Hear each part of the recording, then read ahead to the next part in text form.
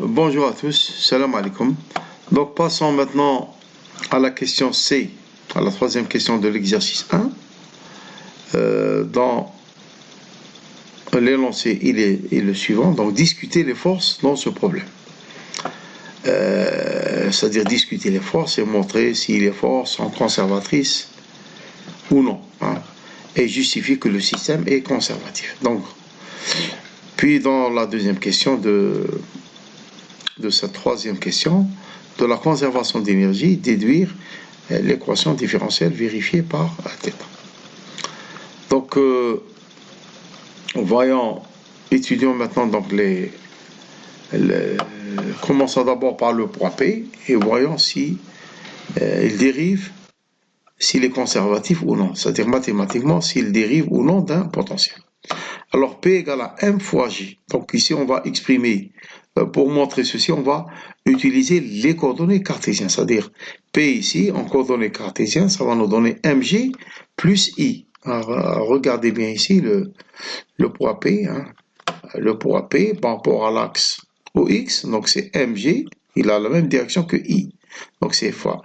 Donc ça s'écrit donc M fois G fois I, le vecteur unitaire I. Alors, on va voir donc si le poids P dérive d'un potentiel. Mathématiquement, il faudrait que le rotationnel de sa grandeur vectorielle soit égal à 0. Donc, rotationnel de P ou bien le produit vectoriel entre l'opérateur Nabla et le poids P.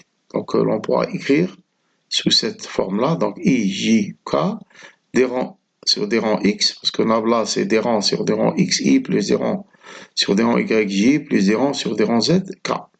Donc des rangs sur des rangs X, des rangs sur des rangs Y et des rangs sur des rangs Z. Donc voilà donc les composantes de cet opérateur Nabla. Et les composantes donc de P, puisque P ici n'a qu'une seule composante, c'est suivant l'axe OX. Donc il n'a ni composante ni suivant Y ni suivant Z. Donc ça va s'écrire MG plus MG selon le choix de, bien sûr, de l'orientation de l'axe X. Donc MG 0, 0. Alors, quand on dérive ça, donc la première composante, c'est des rangs sur des rangs Y de 0, donc ça va nous donner 0. Des rangs sur des rangs Z de 0, ça va nous donner 0. Donc la première composante, c'est 0. La seconde composante, donc c'est des rangs, c'est moins des rangs sur des rangs X de 0, donc c'est 0, moins des rangs sur des rangs Z de MJ. MJ, puisque MJ c'est une constante, donc ça va nous donner 0.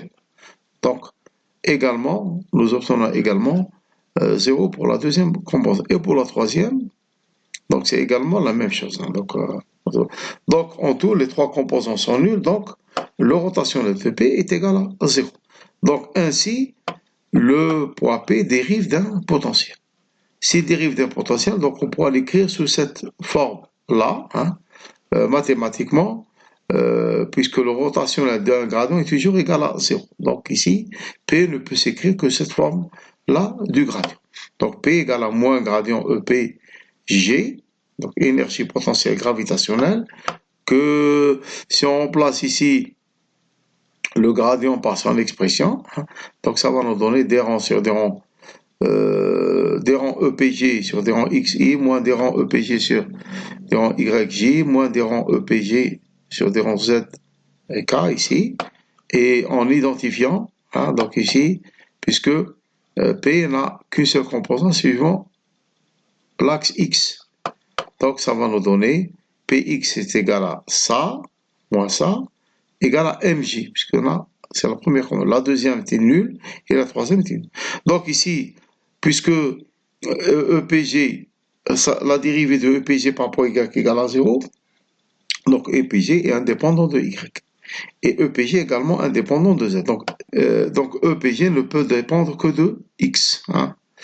Voilà, donc la dérivée partielle va être une dérivée droite. Donc voilà, DEPG sur DX égale à moins MG. Donc DEP,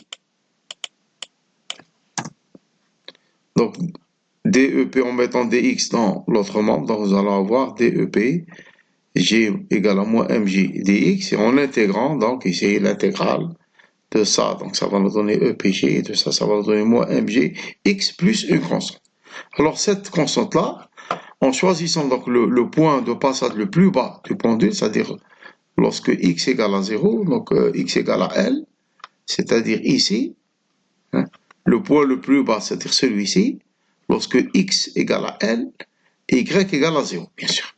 Donc ici, on choisit ce point-là comme étant le point référentiel de l'énergie potentielle lorsque X est égal à 0, donc on pourra déterminer la valeur de la constante. Donc, voilà, donc ici, EPG égale à 0 lorsque X égale à L.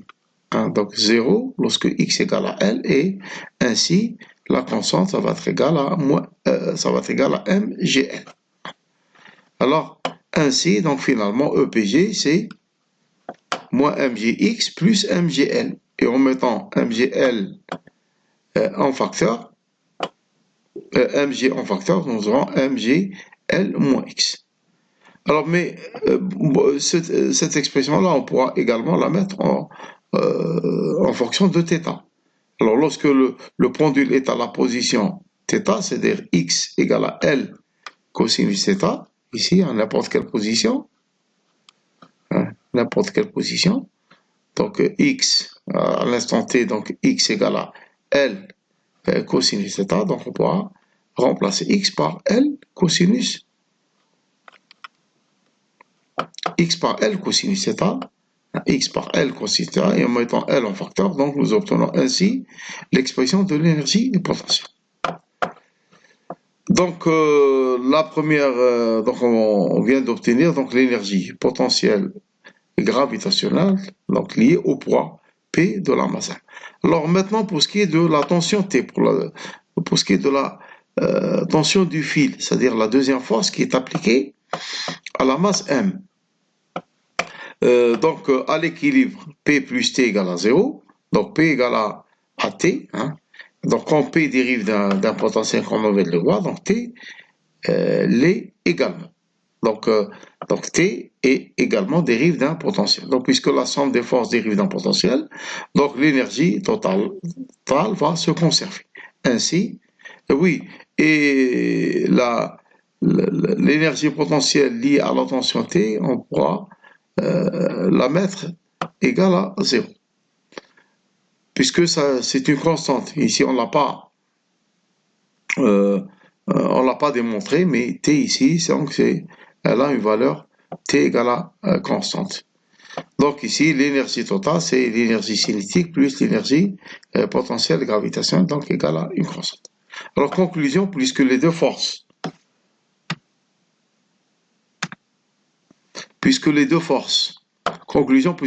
appliquées au pendule dérivent d'un potentiel, donc le système est conservatif et l'énergie totale se conserve au cours du temps.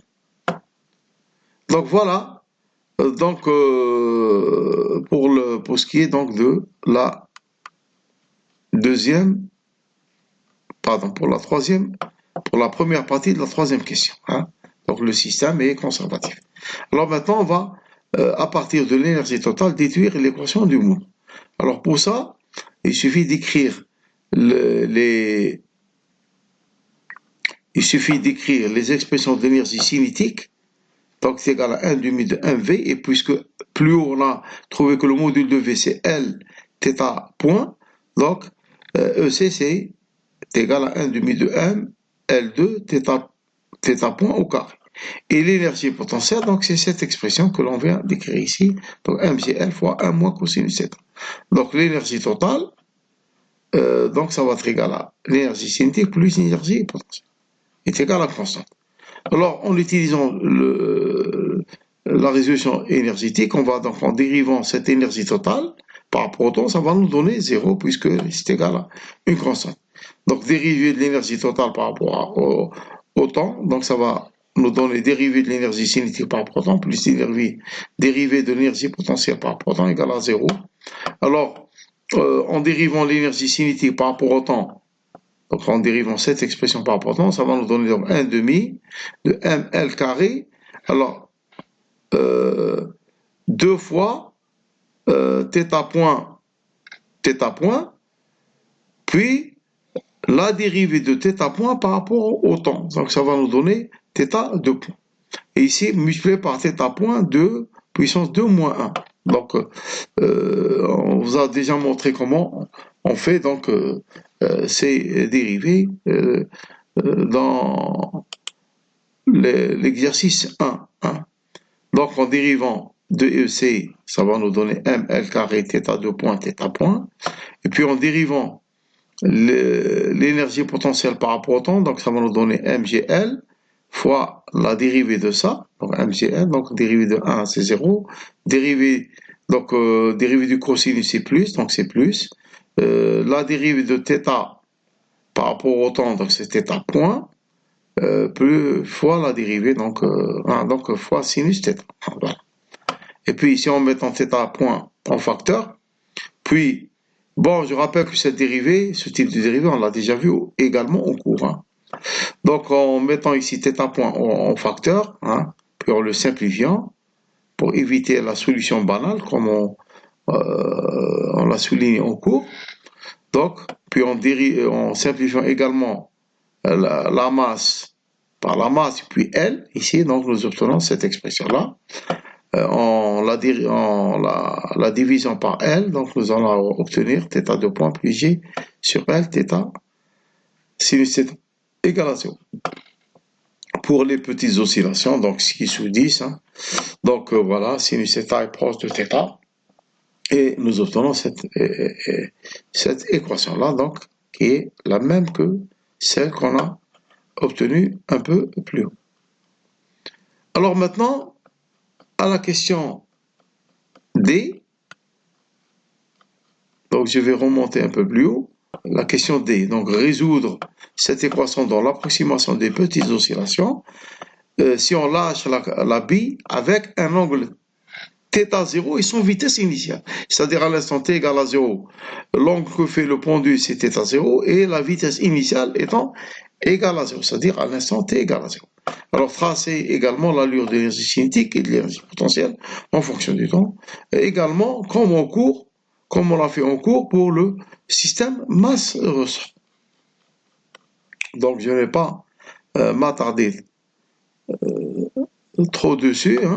Donc voilà donc l'équation du mouvement. Donc ici, avec la pulsation donc au carré c'est G sur L, et la solution, donc c'est une solution sinusoïdale, comme on l'a également souligné en cours. Donc c'est θ de t égale à A cosinus oméga t plus phi. A et phi, ce sont des constantes qui sont déterminées par les conditions initiales. Et ces conditions initiales, dans cet exercice, c'est θ à t égale à 0 est égal à θ0, et la vitesse initiale, la vitesse angulaire initiale, θ à l'instant t égale à 0. Voilà, donc pour exprimer la vitesse, donc on va dériver θ par rapport au temps. Donc θ point, qui va me donner θ point, de t égale à moins A oméga sinus oméga t plus phi. Alors en remplaçant dans la première condition initiale θ de t à 0 égale à 0, donc pour à l'instant t 0 ici, donc ça c'est θ de t égale à 0 égale à θ 0, et ici en remplaçant t égale à 0 ici, ça va donner A cosinus phi. Donc A cosinus phi égale à θ 0. Et pour la seconde condition initiale, on va remplacer ici, dans l'expression de la vitesse angulaire, on va remplacer t par t égale à 0. Donc t égale à 0, donc θ point t égale à 0, c'est égal à 0. Et ici, en remplaçant t égale à 0, donc nous obtenons moins A oméga sinus phi. Alors, moins A oméga sinus phi. Donc, on va résoudre ce système d'équations. Donc, A égale à θ0 sur cosinus phi. Et ici, dans la seconde, puisque A est différent de 0, parce que si A égale à 0, c'est une solution banale. Si oméga égale à 0 également, c'est une solution banale. Donc ici, pour éviter cette solution banale, on ne peut avoir que sinus θ égale à 0. Donc sinus θ égale à 0. Et ici, A égale à θ0 sur cosinus phi. Alors sinus θ égale à 0, ça va nous donner ici. Phi, ça va être égal à P pi. P, c'est un nombre entier relatif. Donc en première solution, première, si vous voulez, pardon, solution, donc c'est θ égale à 0. En remplaçant ici, dans A, phi par 0, donc ça va nous donner cosinus 0 c'est égal à 1, et par A, ça va être égal à phi θ 0.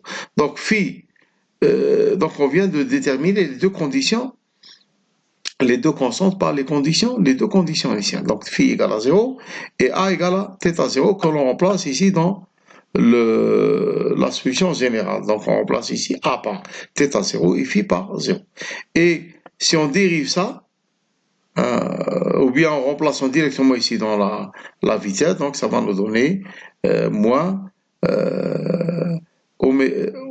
θ 0 fois oméga fois sinus oméga t, ou bien en dérivant, en l'obtenant directement en dérivant l'expression de θ. Alors, l'énergie cinétique, rappelez-vous, c'est comme on l'a vu un peu plus haut, donc c'est 1 demi de 1v carré, quand on remplace v par L au carré, θ point carré, V, voilà, donc on va, puis en remplaçant θ point ici par son expression, en élevant ça au carré, donc nous allons obtenir cette expression. Donc ici, ici donc comme sinus θ ne peut avoir que des valeurs entre moins 1 et 1, donc sinus carré θ, donc va avoir des valeurs entre 0 et 1, puisque c'est positif. Hein. Donc la valeur maximale est obtenue lorsque le sinus ici est égal à 1. Donc ici, ça va être l'énergie cinétique maximale, donc qui est donnée par cette expression. Et pour ce qui est de l'énergie potentielle, donc c'est mgl moins cosinus θ. Et pour les petites oscillations, donc cosinus θ est proche de 1 moins θ carré sur 2, rappelez-vous, hein, donc cette relation-là. Donc ici, 1 moins cosinus θ, c'est θ carré sur 2. En remplaçant ici 1 moins cosinus θ par θ carré sur 2, donc il vient cette expression-là. Ici, rappelez-vous, le oméga carré, c'est G sur L. Donc ici, G, c'est oméga carré fois L. Donc G, c'est oméga carré fois L. En remplaçant G par oméga carré fois L, on obtient cette expression-là. Et puis ici, en remplaçant θ par son expression, donc qui est ici, hein, donc le cosinus carré θ apparaît à ce niveau-là et à ce niveau. Donc ici, ça va être l'énergie potentielle maximale fois cosinus θ. On constate ici que l'énergie potentielle maximale est égale à l'énergie cinétique maximale égale à 1 demi de ml carré θ carré point égale à mg ou bien mgl. Bon, en remplaçant L oméga carré par G, hein, donc il vient cette expression. Donc c'est égal à C.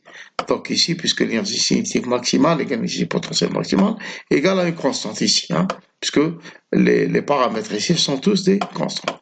Et l'énergie totale, donc c'est l'énergie cinétique plus l'énergie potentielle, donc c'est égal également à la constante C. Parce que ici, l'énergie totale, c'est en mettant EC max ou bien EP max en facteur qui est égal à C, facteur de sinus carré plus cosinus carré est égal à 1. Donc, donc l'énergie totale est égale à C.